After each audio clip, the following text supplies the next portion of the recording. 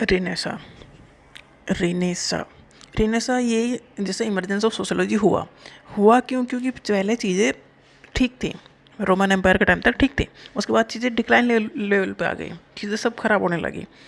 अब फिर चीज़ें ठीक होने लगी तो रेनेसा वो फेज है जब चीज़ें दोबारा से ठीक होने लगी।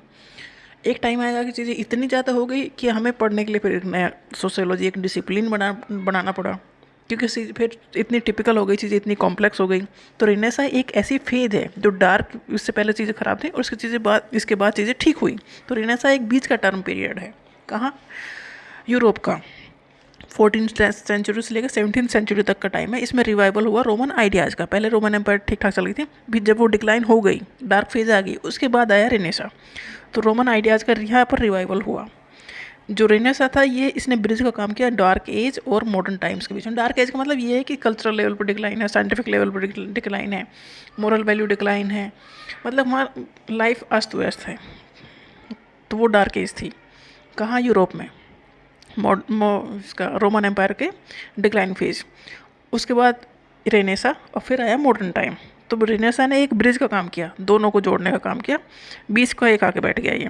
तो ये जो रेनेसा ये स्टार्ट हुआ, बिगिन हुआ in the Italy in the 14th century.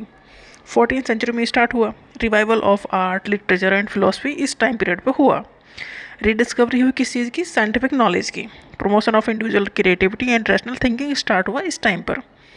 Scientific knowledge मतलब सोचने लगे, सोचने समझने लगे, ढंग से काम करने लगे।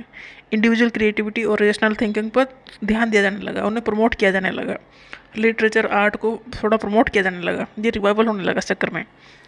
इसमें फोकस किया जा रहा था ह्यूमनिज्म पर, ह्यूमन वैल्यू पर। रेनेसा ने फोस्टर किया क्यूरोसिटी, कि सोचो समझो फिर करो, ह्यूमन लाइफ के बारे में। तो रेनेसा एक टाइम पीरियड था डार्क फेज और मॉडर्न टाइम का।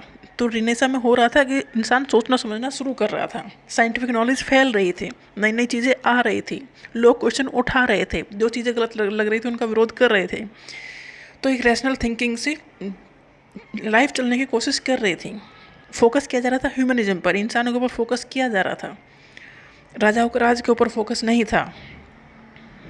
तो इसमें थोड़ा सा रिवाइवल हुआ। तो इसने डार्क फेज, इससे पहले था डार्क एजेस का टाइम। डार्क एजेस में ये था कि कल्चरल डिक्लाइन था, साइंटिफिक डिक्लाइन था, सोसाइटी जो स्ट्रक्चर्ड थी around the land ownership and loyalty to lords, मतलब सारी सोसाइटी उनके आगे पीछे घूम रही, जिनके पास ज़मीन ज़्यादा थी उनके आगे पीछे सोसाइटी घूम रही है। चर्च बहुत सारी चीज़ों को कंट्रोल कर रही है, पब्लिक के पास एजुकेशन नहीं है, क्योंकि चर्च कंट्रोल करिए किसे एजुकेशन मिलेगी किसे नहीं मिलेगी। साइंस और रीजनिंग को प्रमोट नहीं किया जा रहा, उन्हें दबाया जा रहा है। तो ये डार्क फेज थी। डार्क फेज के बाद आया रेनेसा। रेनेसा में क्वेश्चन उठने शुरू हो गए हर चीज़ पे, इंसानों ने इंसानों की तरफ सोचना शुरू कर दिया। तो जब साइंटिफिक नॉलेज को प्रमोट किया जाने लगा, इसके बाद फिर मॉडर्न टाइम आया। मॉडर्न टाइम में चीज़ें डेफिनेटली चेंज हो गई। इसमें कल्चरल चेंज हुए, सोशल चेंज हुए, इकोनॉमिक चेंज हुए। इसमें ये सारे चेंज होना शुरू हो गए यूरोप में। जब मॉडर्निटी आई उसके बाद ही सोशियोलॉजी एक डिसिप्लिन के फॉर्म में बनाने की ज़रूरत पड़ी, क्योंकि मॉडर्निटी ने बहुत सारे चेंज कर दिए सोसाइटी में। Modernity marked by questioning of tradition, जो पहले से चली आ रही थी चीज़ें उन पर क्वेश्चन उठना शुरू हो गया।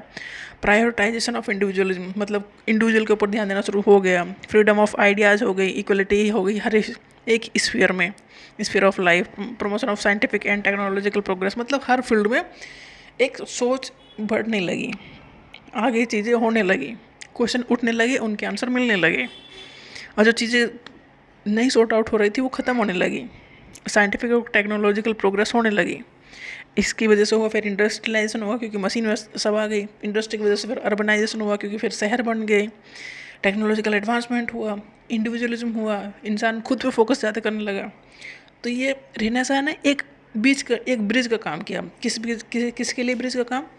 जो डार्क एजेस थी उससे पहले जो ख़राब सिचुएशन थी, और उसके बाद जो एकदम एडवांस सिचुएशन आ गई। तो बीच में था रेनेसा पीरियड, जो सोचने समझने का टाइम था। उसमें बहुत सारे चेंजेस हुए, क्योंकि लोगों ने नई तरीके से सोचने का काम शुरू किया।